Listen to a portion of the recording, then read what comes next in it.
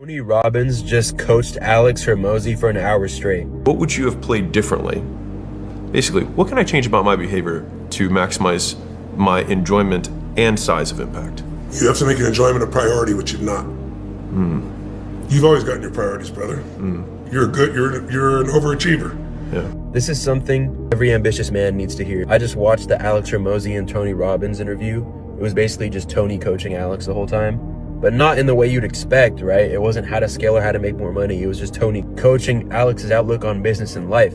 They kept coming back to the idea that there's the science of achievement and there's the art of fulfillment. We all know Alex is pure logic, right? Pure output, outwork everybody, the hardest worker wins. And look, there's a reason why he's where he's at, because that mindset does work. But you lead with your head forever, there's no heart in it, right? It turns into proving yourself forever instead of building something that actually means something to you.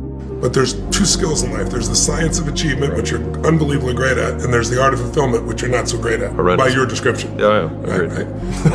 And by the way, notice the language difference. The science of achievement, it's a science. Like you and I both know, if you want to make money, there's a science to it, right?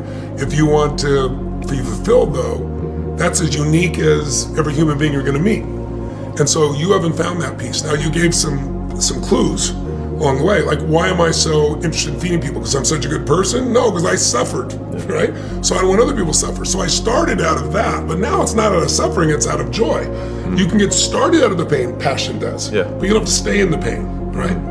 You've kind of stayed in the pain, even though you've gone past it. But so then you hit this weird place where you're winning, but you're just not fulfilled. The finish line just keeps moving. And the craziest part was when Alex said he wants something worth suffering for. And then Tony just goes, suffering's a choice. Okay, pain isn't. Pain is the cost. It's the pressure. It's the training, the rejection, sacrifice. Suffering is what you add on top, right?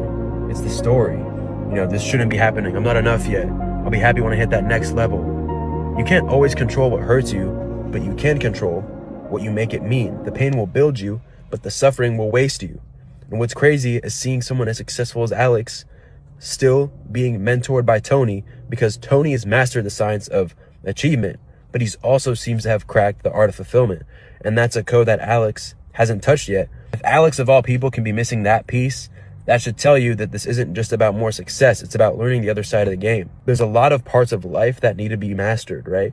Not just the financial achievement.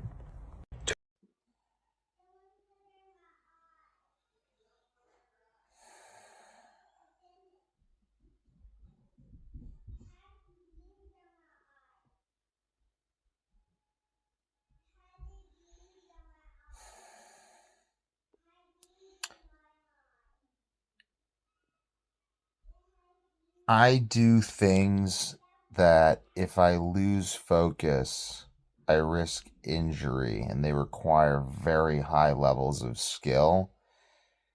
Jiu-jitsu, skiing, hiking, camping, climbing, jumping, running around, and just doing dangerous stuff. Meditating is good too.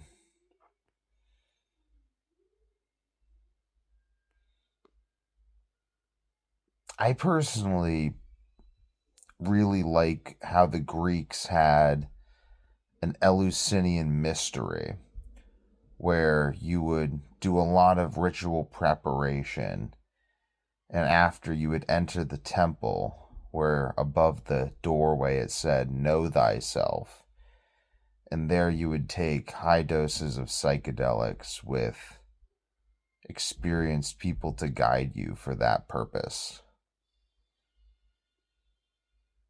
I think Terrence McKenna is a great person to listen to, and so is Alan Watts in this topic.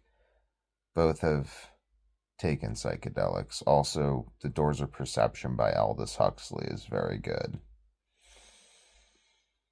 I think it's really beautiful that Alex Hormozi is realizing this, and I think that those who... I'll speak for myself. I create content because I just like talking, and this is fun, and I keep it enjoyable. And it's interesting to see that he's coming to this understanding as well. He's coming to a place where he is seeking fulfillment, but I don't think it's about fulfillment. I think it's about knowing yourself. And I think if you never try to fulfill yourself, you'll never know yourself. And if you don't know yourself, you won't even know what your standards for fulfillment are. So I don't feel fulfilled, but I know what my standards for fulfillment are. And I know that the way I am makes it so that I just don't really feel fulfilled. Like I just want to do more stuff all the time because I have a constant stream of ideas in my head that's just never ending. That's why I can just make so many videos, even though my brain does not work. I haven't slept in 3 days, and this is after like 2 years of horrible insomnia. And right now, I feel like my brain function is actually better than it's ever been in my entire life, which is crazy to me because it's not even that great right now. And I'm like, what's going on here? But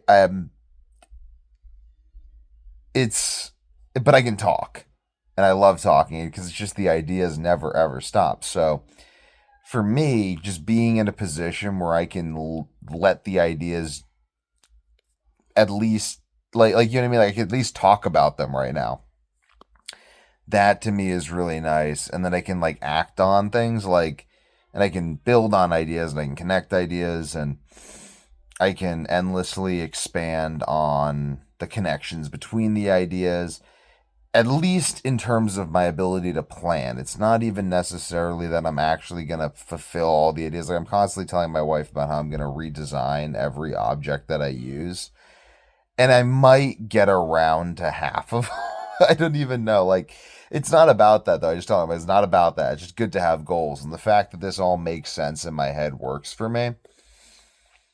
Because I know myself and I'm like, okay, this is a good system. I've realized that this system is good. It is functional.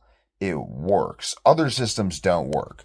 I've tried to implement other systems and they simply do not work. So therefore I will not make myself implement a dysfunctional system. But I know myself. If I didn't know myself, I would continue trying to do that. And I did to the degree that I didn't know myself. And I think the real thing is to know yourself enough to continue to gain self-knowledge without unnecessary self-destruction. Because there's always a destruction element within creation.